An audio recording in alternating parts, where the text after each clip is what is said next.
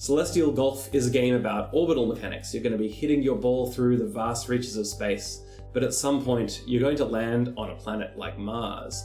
And I wanted to represent the terrain features of the planet in a fairly detailed way so that you can actually make out terrain features like the big craters and the mountains. It doesn't change the gameplay too much, but it is pretty fun to just bounce around, just sort of feel like you've arrived in a place as opposed to what you're doing for most of the game, which is just floating through space.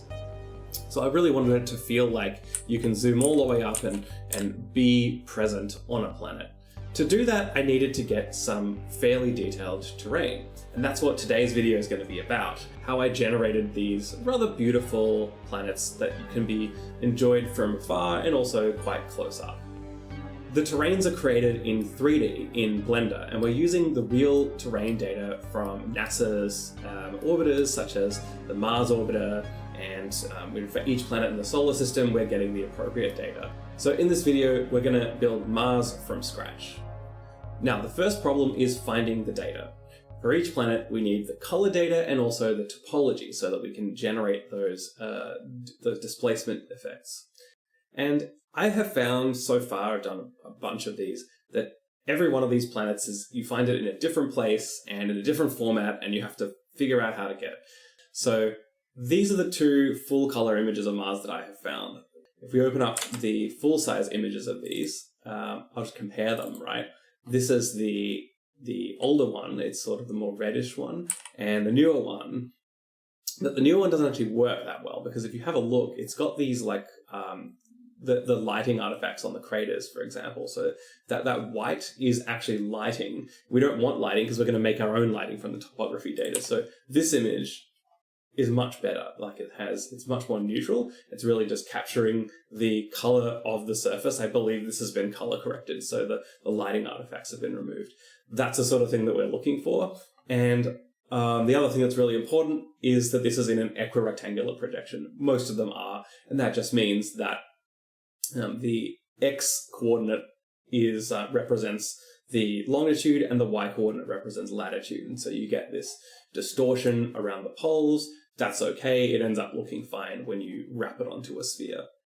And then we need to find topography image. Now for Mars, the topography can be found on this page, which is the Washington University Geosciences.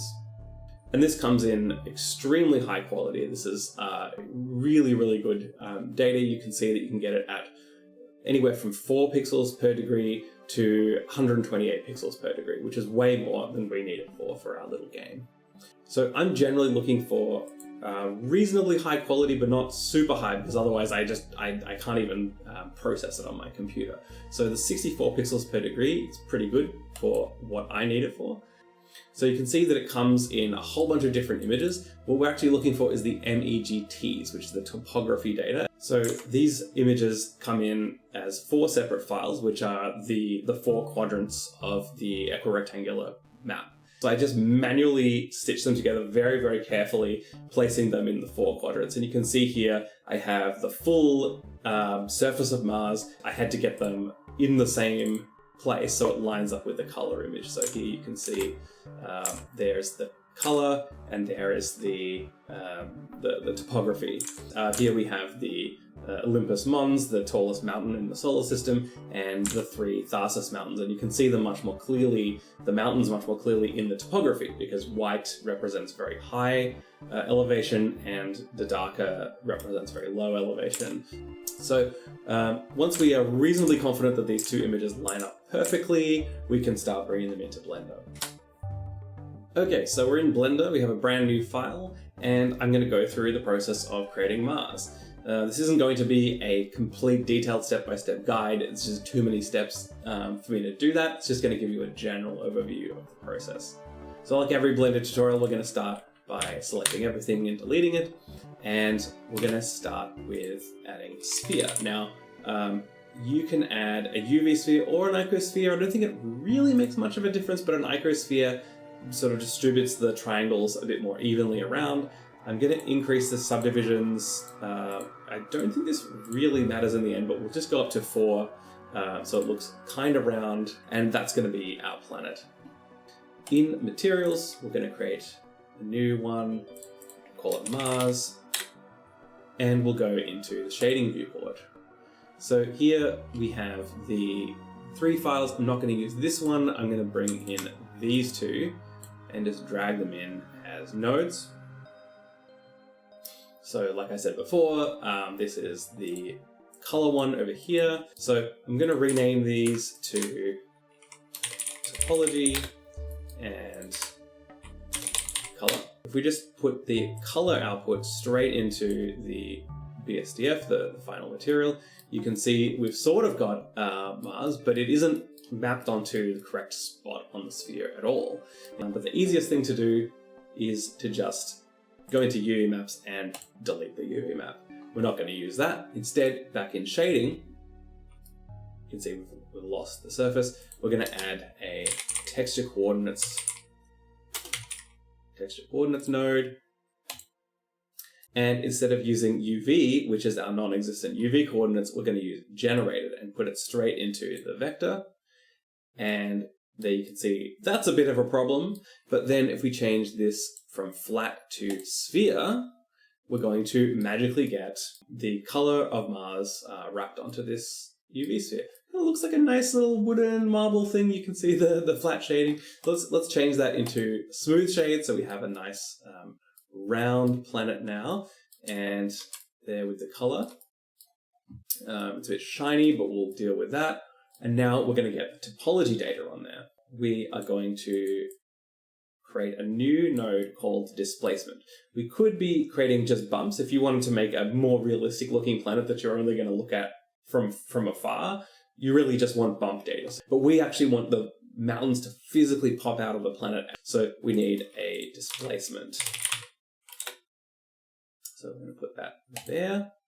And we're going to run the color of the topology, which is not really color, it's really the height data, into the height of the displacement. And we're going to plug the displacement data into the displacement output.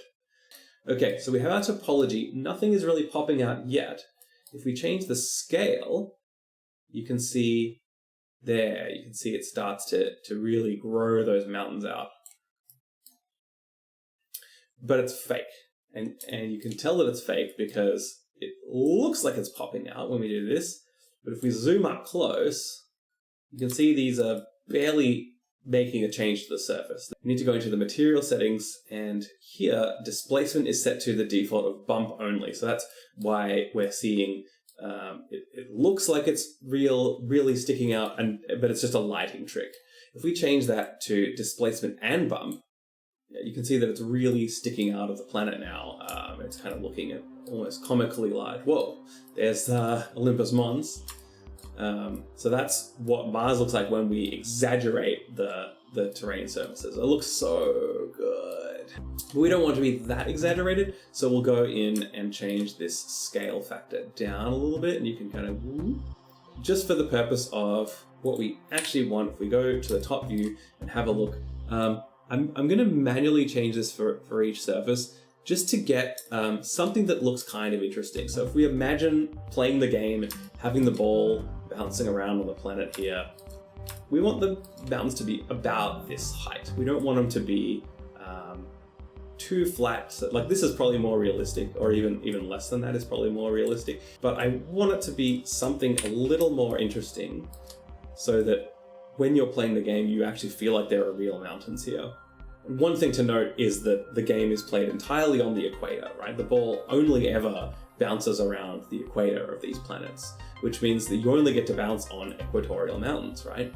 But when we scale things up just a little bit more, a mountain like Olympus Mons actually sticks out past the equator point, and that will be picked up in the game as a surface that the ball can bounce on. So it's a little bit of a fakery. You can see if I rotate the camera, it's not on the equator line. It's still fun to have it sticking out. So that's what we do. And there you have basically the shape of Mars, and you can see here, this is our shader material. We can play with the roughness. It's very rough, so make the terrain less shiny. We're mostly done with making the planet. But now we have to get it into the game.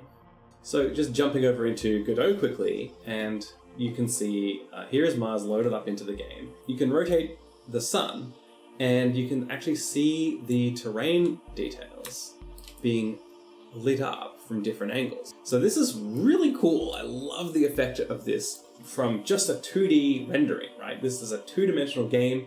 We're not bringing the Mars 3D model into Godot, we're rendering it in Blender, and yet we can have this beautiful shading.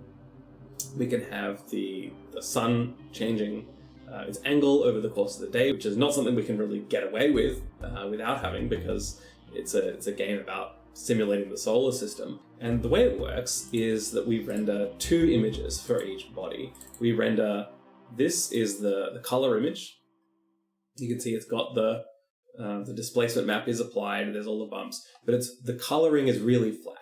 There's actually no lighting on this image at all, even though it was rendered out of Blender. And then we have this normal map.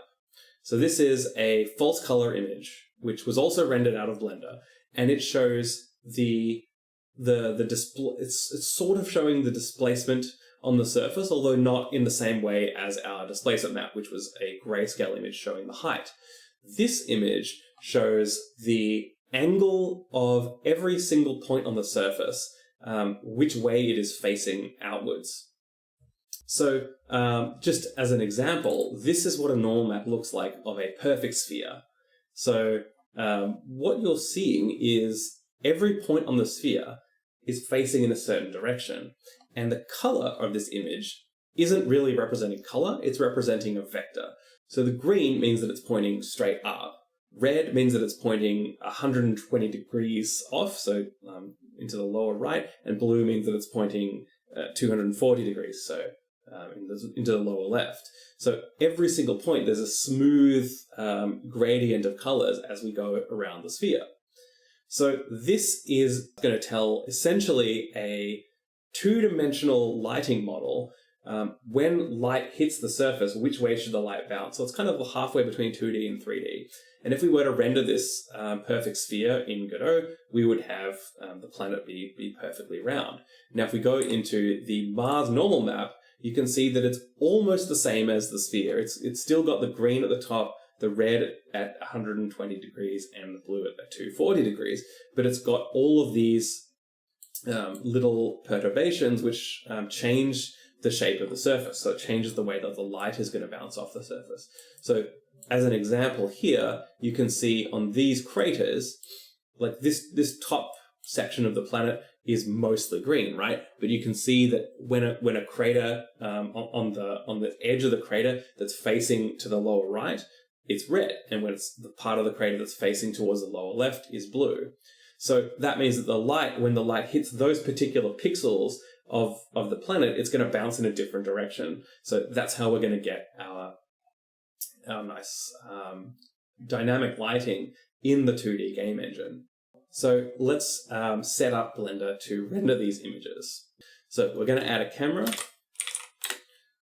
set it to a top view. We're going to change our render resolution to 2048 by 2048, so a nice high resolution image that we're going to get out of this, and set the camera to orthographic so that it's straight on. We don't want to have any perspective in this shot, and we'll just pull it out until we just get a little bit more of the planet, and now we can render that image. Okay, my computer crashed. There is one really important setting that you need to change if you're going to do this, and that is in the render settings, subdivision dicing rate render needs to be bumped up from 1 pixel to 4 pixels. Otherwise, it's just going to subdivide way too much. So that should solve it. Let's render again. But the other thing that I forgot to do is fix the lighting. So if you switch into the render tab, you can see there is basically no lighting other than a small amount of ambient light. We don't want to render with lighting. We don't want to, we could add a light. We could add a sun and turn up its brightness if we wanted to do like a nice render here. And you can see that we have a fairly realistic lighting model that the Blender is providing us. But again, we're trying to make that very flat shaded 2D image and have Godot do the lighting in real time. So instead of doing a light, we're going to go back into shading, and we're going to take this color part of the image, and instead of putting it into base color, which is basically setting it as the color of the surface that's waiting to receive light, we're going to drop that. We're going to set it instead straight into the emission color. And then we're going to turn emission strength up to 1. And now we have Blender is not lighting it at all. It's just setting the color of each pixel in the output to the color of the input pixel. So it looks very, very flat shaded. Let's finally render this image now. Okay, and it's done. On my GPU, this whole image took about 30 seconds. So to set up the normal map, there are a bunch of different ways that you can do it in Blender, and only one of them works. So here's what I do. If you go to the compositing tab, you can have full control over how those pixels post-rendering get into the file system. You can see it's already set up to take the color image that we're rendering and put it into the viewer that we can then right-click Save As. But what I really want to do is have that automatically go into a file. So I'm going to set File Output Node. I'm going to drag that image straight into there. Okay, and now to tell it to render the normal map, we're going to go into View Layer, and we're going to tell it to not only create a combined, which is the final color image, we're going to set normal here. So that means that when we click render, it's going to also render the normal map, which is going to be added as a new node here. And then we can add that to a new file output. And if we put the normal into that image and we hit render, we're going to get both images saved automatically. Okay, now that's rendered again, and we can switch in here to view the normal map, but you can see there is something wrong with it versus what I showed you before.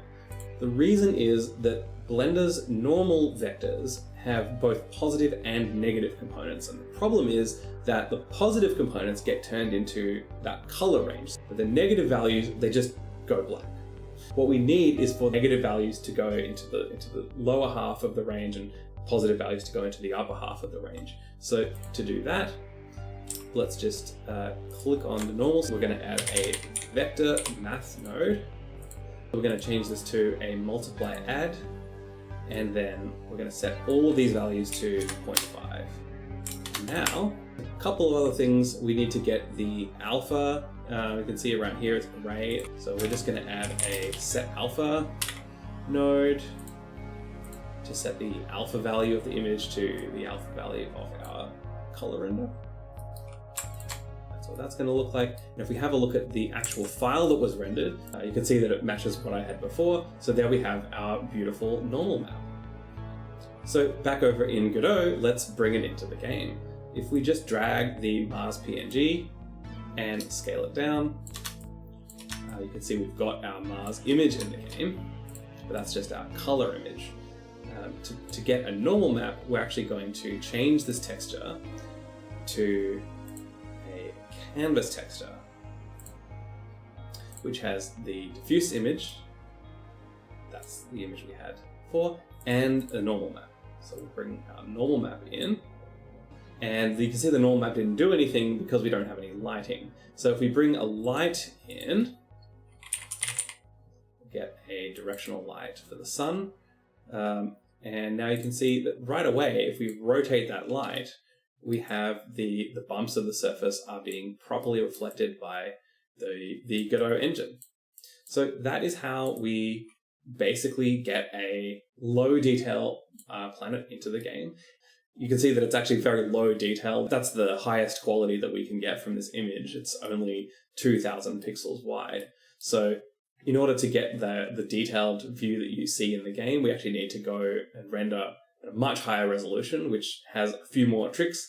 So in the next video, I'll talk about how we get these much higher detail images into the game, how we do collision detection and the atmosphere shader to make it basically pull off this trick of being able to zoom all the way from the whole planet view, or indeed the whole solar system, all the way up to the details on the surface, including that feeling that morning is coming and it's daytime and we're actually on this planet. So I hope you'll join me for that one, and I really hope you enjoyed this video looking at how we construct a planet in 2D but with realistic lighting using Blender. So as always, Celestial Golf is available on Steam to wishlist. I hope that you'll join me on this journey to create this game about space exploration, and I'll see you in the next video. Bye for now.